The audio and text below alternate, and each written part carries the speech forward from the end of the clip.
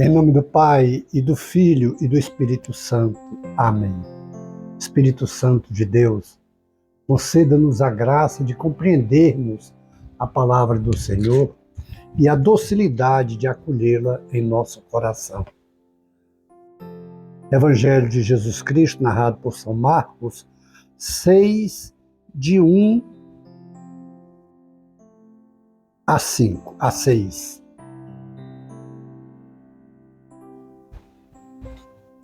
Saindo Jesus, foi para a sua pátria, e os seus discípulos o seguiram.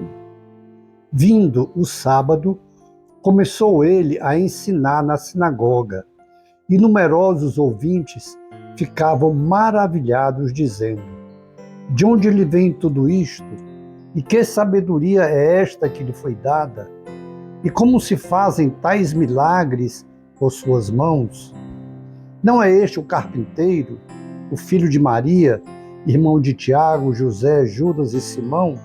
E suas irmãs não estão aqui entre nós? E escandalizavam-se dele. E Jesus lhes dizia: um profeta só é desprezado em sua pátria, em sua parentela e em sua casa. E não podia realizar ali nenhum milagre, a não ser algumas curas de enfermos, impondo-lhes as mãos. E admirou-se da incredulidade deles. Palavra da salvação. Glória a vós, Senhor. O texto nos traz muitos ensinamentos e alguns pontos que nós precisamos refletir e entender também. Entre eles, esse da expressão, não é ele o carpinteiro? E numa outra ocasião, nós vimos a expressão, não é ele o filho do carpinteiro?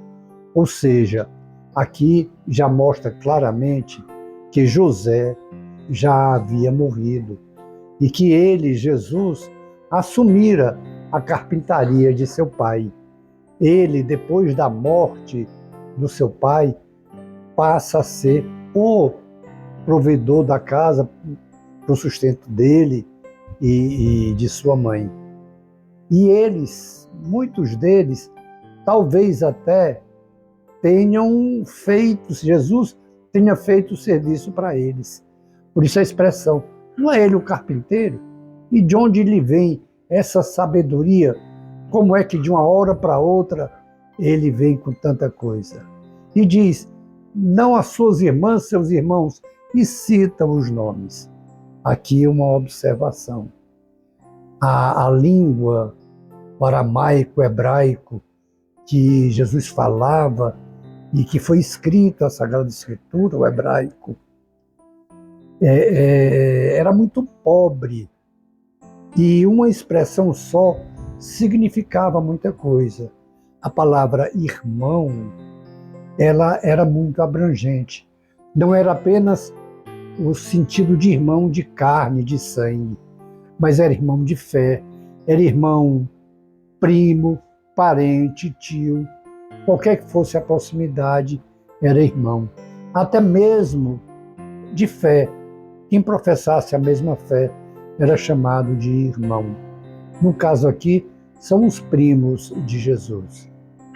E eles ficam admirados de tanta sabedoria, mas incrédulos pelo fato de terem conhecido Jesus desde criança. Porque aqui volta à sua pátria, à sua cidade, volta a Nazaré, onde Jesus fora criado. É bem verdade, ele nasce em Belém, mas depois da fuga para o Egito, quando retorna, ele vem não mais para Belém, onde nasceu, vem para a cidade onde José e Maria moravam quando eram noivos. E ali Jesus é criado. Aquelas pessoas conhecem Jesus. E pelo fato de conhecerem Jesus, não aceitam, mesmo que reconheçam a sabedoria.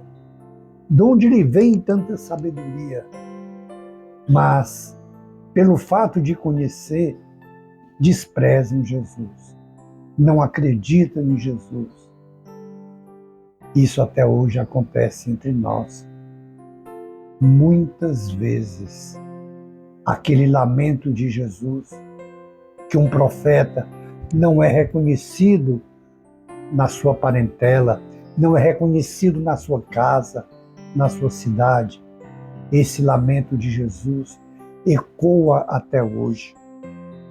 Quando, pelo fato de nós conhecermos alguma pessoa, nós não admitimos que aquela pessoa possa ser instrumento de Deus. Se é um ensino que vem de fora, de outra pessoa, que nós não sabemos de onde é, nós acolhemos. Isso acontece na nossa casa, quando muitas vezes o marido não dá ouvidos à mulher, quando pode sim, sem dúvida, e deve vir muita sabedoria, muito discernimento correto da parte dela, da mesma forma do marido.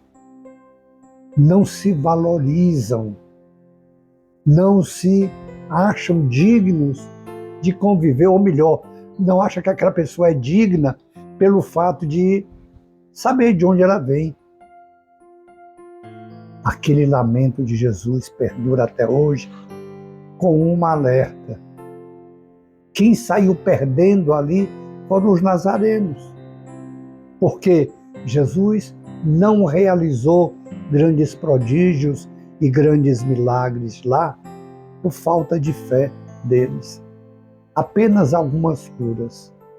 Da mesma forma hoje, na nossa casa, quem sai perdendo somos nós, quando temos a graça de termos pessoas do nosso lado que receberam de Deus a unção para partilhar a vida conosco, e nós não partilhamos, e nós não valorizamos, nós não damos ouvido. Da mesma forma ocorre em comunidades, em movimentos. Se é da nossa comunidade, se é alguém da nossa comunidade que até começou conosco, que fez seminário conosco, e que nós sabemos quem é do dia a dia, nós não damos ouvido ao que Deus fala através daquela pessoa. Se for de fora, a gente valoriza. Quando na realidade a grande unção da família está a partir do marido e da mulher, dos pais e dos filhos. A grande unção de um movimento, de uma comunidade, está a partir da sua liderança. É ali onde o Espírito Santo age, onde o Espírito Santo, que é o fundador, o grande fundador de comunidade, de movimento, é o Espírito Santo. E foi ele, o Espírito Santo, a ungir, a abençoar tanto a família, como a comunidade, como o movimento. E é Deus que fala através da sua liderança. Então nós precisamos aprender com o erro dos nazarenos. Não vamos perder essa graça, porque Jesus continua a nos falar através daqueles que ele escolheu, que ele ungiu para ser os seus profetas, para ser aqueles que falam em seu nome, que falam o que Jesus quer que a comunidade, que o movimento, que a igreja esteja. Que compromisso nós fazemos agora? Vamos valorizar nossos profetas, vamos valorizar nossas lideranças, vamos valorizar nossas famílias. Depois disso, contemplemos as maravilhas de Deus em nossas vidas. Glória ao Pai, e ao Filho, e ao Espírito Santo, como era no princípio, agora e sempre. Amém. E pela intercessão da Sagrada Família de Nazaré, abençoe-nos o Deus Todo-Poderoso, o Pai, e o Filho, e o Espírito Santo. Amém. Face de Cristo, resplandecei em nós.